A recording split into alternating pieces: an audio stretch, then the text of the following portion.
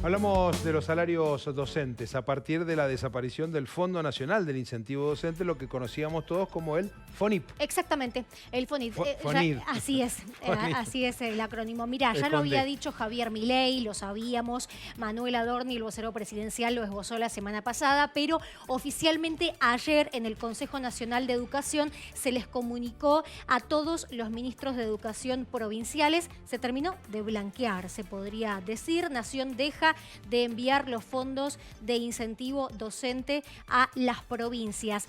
Esto en realidad regía desde el año 98, durante 25 años, se había naturalizado, más allá de que era necesario un decreto presidencial cada 2 años para prorrogarlo. Bueno, Javier Milei decidió no prorrogarlo. Por lo tanto, ahora te vamos a contar a continuación esta información que tenemos preparada para vos, desde cuándo no existe más como tal esto, el FONIP, desde el 1 de febrero del 2024. Es por eso que días después se firmó una nota en conjunto.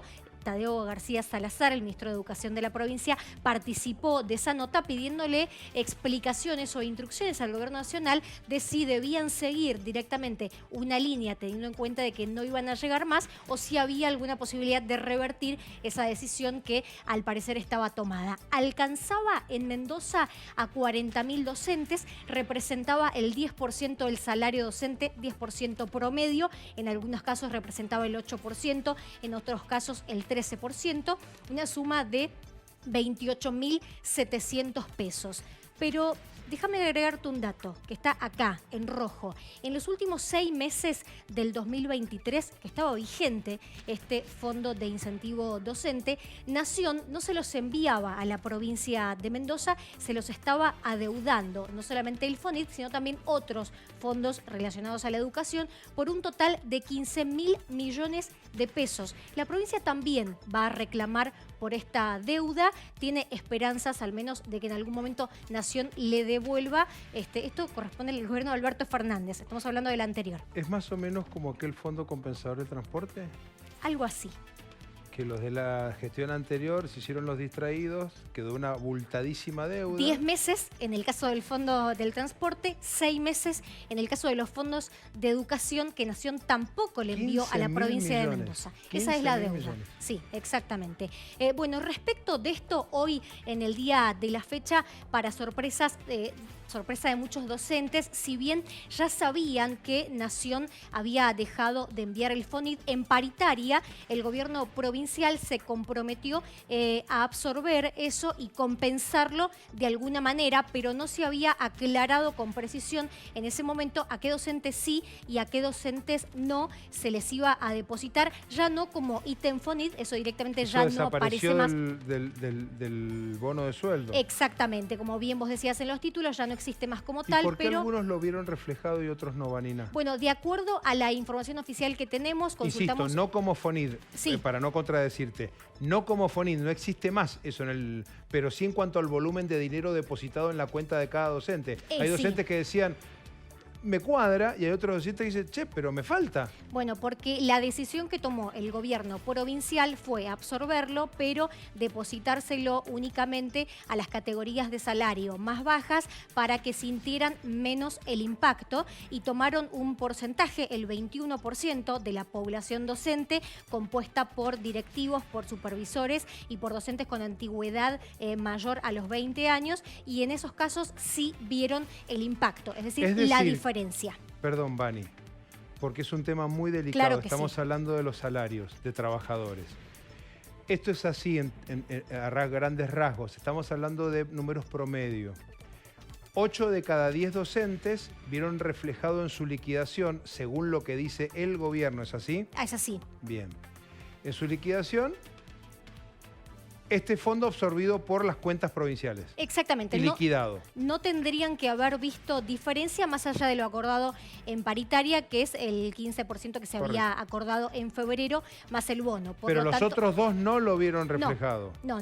Docentes con mayor antigüedad docentes a 20 con años. Antigüedad mayor a 20 años, supervisores de las escuelas y también del equipo directivo. Un total de entre el 20 y el 21% aproximadamente, de acuerdo a lo que nos informan, que que sí han sentido el impacto, porque lo que ha hecho el gobierno provincial es comprometerse, pero con las categorías más bajas, para que de esa manera el impacto no se sienta tanto de un ítem de fondos nacionales que no estaban llegando a Mendoza ya desde hacía mucho tiempo. ¿Qué dicen desde el sector privado? Miren, vamos a escuchar lo que dicen desde el sector privado, desde SADOP particularmente, que por un lado se plegan a la medida de fuerza a nivel nacional que se va a realizar el 4 de marzo, pero después de la nota les voy a contar durante cuánto tiempo el gobierno provincial puede llegar a absorber estos fondos.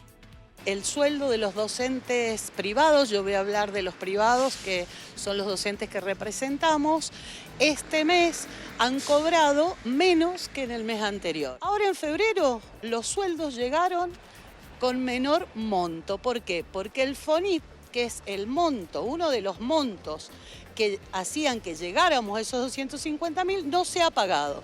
No se ha pagado ni como FONIT ni en ningún otro lugar del salario. Es decir, que ha habido un recorte en nuestro sueldo, que es una cosa tremenda, que no puede suceder por la progresividad del salario, ha sucedido en Mendoza.